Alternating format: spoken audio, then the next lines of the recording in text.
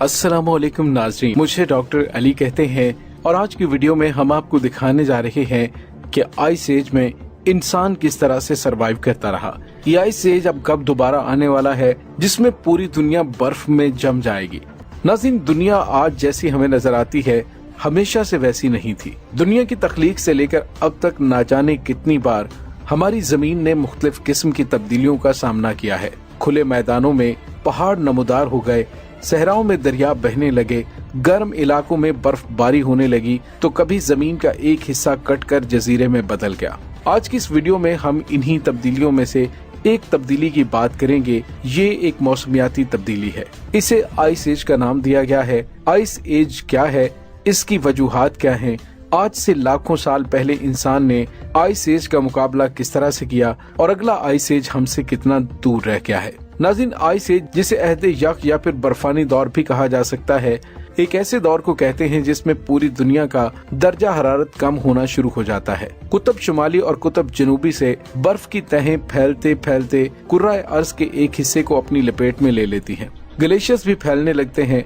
और हर चीज जम जाती है, यहाँ तक कि समुद्रों पर भी बर्फ जम जाती है। अगर आप ये सोच रहे हैं कि ये अहद 2-4 दिन या चंद हफ्तों तक जारी रहता होगा तो आप गलत हैं, क्योंकि आइस एज कई हजारों बल्कि लाखों साल तक जारी रहता है।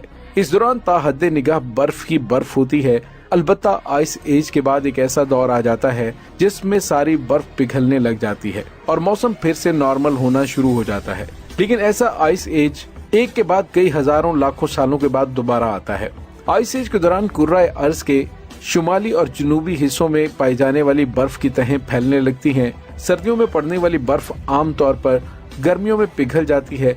अलबत्ता अगर गर्मियों में भी मौसम किसी वजह से गर्म ना रहे तो ये बर्फ गर्मियों में भी पिघल नहीं पाती, बल्कि हर साल सर्दियों में होने वाली बर्फबारी होने के बाद ये बर्फें जमा होती रहती हैं। ऐसा कई साल चलता रहता है, यहाँ तक कि इस जमा होने वाली बर्फ के वजन की वजह से ग्लेशियर्स बहने लगते हैं और इस तरह खुले मैदानों और चरागाहों में झीलें बन जाती हैं, जो कि सर्द मौसम में जम जाती हैं और मजीद बर्फबारी के बाद इन पर बर्फ की एक मोटी तह बन जाती है। नाज़रीन, यहाँ से आगाज हो जाता है आइस एज का। खुले मैदान बर्फ से भर जाते हैं। एक अंदाजे के मुताबिक इस बर्फ की तह की मोटाई यानी कि थिकनेस बाज जगहों पर 12,000 फीट से भी ज्यादा हो सकती है। आइस एज का वो टाइम पीरियड जिसमें जमीन का दर्जा हरारत कम होता जाए ग्लेशियल पीरियड कहलाता है।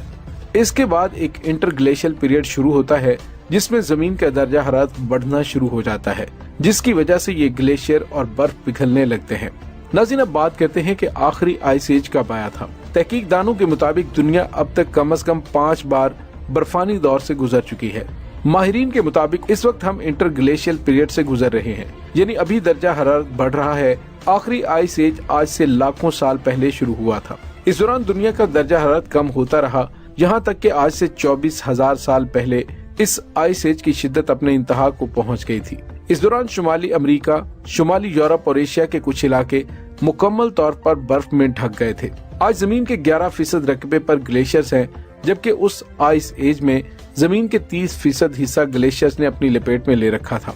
यहाँ के लोगों को उन इलाकों को छोड़कर निस्बतन गर्म इलाकों में हिजरत करना पड़ी थी।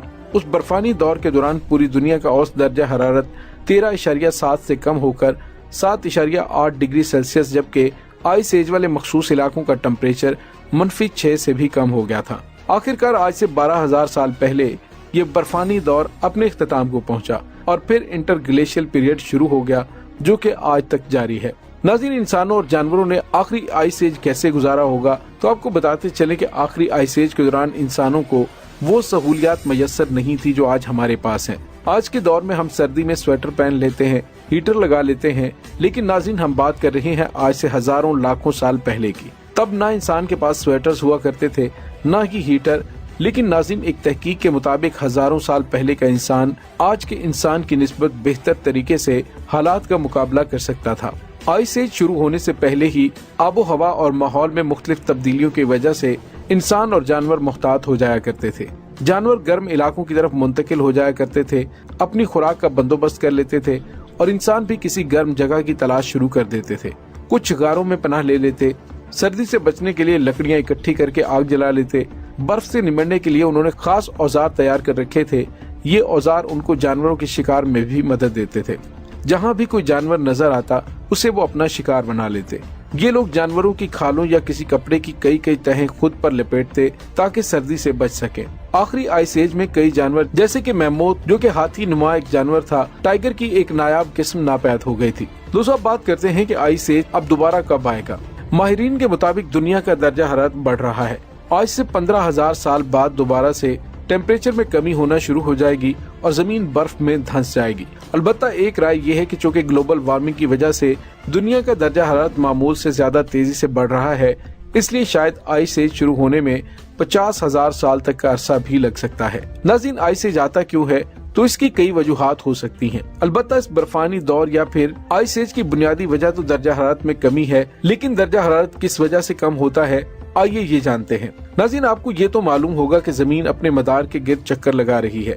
जमीन के मदार में किसी भी किस्म की तब्दीली जमीन को सूरज से दूर या करीब कर सकती है। जब जमीन सूरज से दूर हो जाए तो इसकी वजह से जमीन पर दर्जा हरारत कम होना शुरू हो जाता है। इसी तरह सूरज में हर वक्त मुख्तलिफ रिएक्शंस होते रहते हैं, जिसके नतीजे में रोशनी और हरारत खारिज होती है जो कि जमीन तक पहुंचती है। अलबत्ता अगर किसी वजह से ये रोशनी और हरारत कम हो जाए तो भी जमीन पर दर्जा हरारत गिरना शुरू हो जाता है। आबो हवा में पाई जाने वाली मुख्तलिफ गैसेस जैसा कि कार्बन डाइऑक्साइड जमीन के दर्जा हरारत को कम या ज्यादा कर सकती है। कार्बन डाइऑक्साइड की कम मिकदार की वजह से टेम्परेचर में कमी वाक़ई हो सकती है। समुद्रों की लहरों के उतार चढ़ाव या मद्दोजज़र के बायस भी दर्जा हरारत कम हो जाता है। इसी तरह नाज़रीन, हमारी दुनिया में बहुत से आतिशफिशां पाए जाते हैं। आतिशफिशानी की वजह से बहुत ज्यादा हरारत पैदा होती है और ये हवा में कार्बन डाइऑक्साइड भी खारिज करते हैं, जिसकी वजह से दर्जा हरारत बढ़ता है। अगर आतिशफिशानी ना हो तो इस वजह से भी दुनिया के टेम्परेचर में कमी होना शुरू हो जाती है। बाद अज़ां आइस एज का सबब ये बन सकती है। नाज़रीन, सवाल ये पैदा होता है कि आइस एज किसने दरियाफ्त किया। ये एक ऐसा सवाल है जो शायद इस वक्त आपके जहन में आ रहा होगा कि जब आखिरी आइस एज कई हजार साल पहले खत्म हो गया था तो हमें कैसे पता चला कि कभी कोई आइस एज गुजरा था।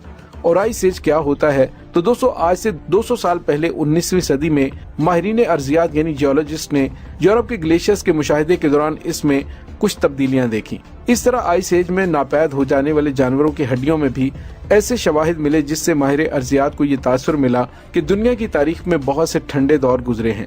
उन्होंने जमीन और पत्थरों का भी जायजा लिया। मुख्तलिफ किस्म की रिसर्च के बाद आखिरकार आइस एज के मुकम्मल शवाहिद तक पहुँच गए। माहिरीन के मुताबिक अब अगला आइस एज आने में 50,000 साल तक का अरसा लग सकता है। लेकिन नाज़रीन, आज से 50,000 साल बाद जमीन का नक्शा कैसा होगा ये तो यकीन से कोई कुछ नहीं बता सकता। ये भी मुमकिन है कि ग्लोबल वार्मिंग इतनी बढ़ जाए कि दुनिया के ठंडे इलाके भी गर्म इलाकों में तब्दील हो जाएं और किसी आइस एज की नौबत ही ना आए। नाज़रीन, आइस एज के टॉपिक पर मशहूर एनिमेशन कंपनी फॉक्स ने अब तक 6 एनिमेटेड मूवीज भी बनाई हैं, जिसमें दिखाया जाता है कि मुख्तलिफ जानवर आइस एज के दौरान पेश आने वाली मुश्किलात का सामना कैसे करते थे। उम्मीद है नाज़रीन आपको हमारी आज की वीडियो पसंद आई होगी। कमेंट सेक्शन में अपने ख्यालात का इजहार जरूर कीजिएगा। इंशाल्लाह बहुत जल्द मिलते हैं एक नई वीडियो में। तब तक के लिए अपना बहुत सारा ख्याल रखिएगा।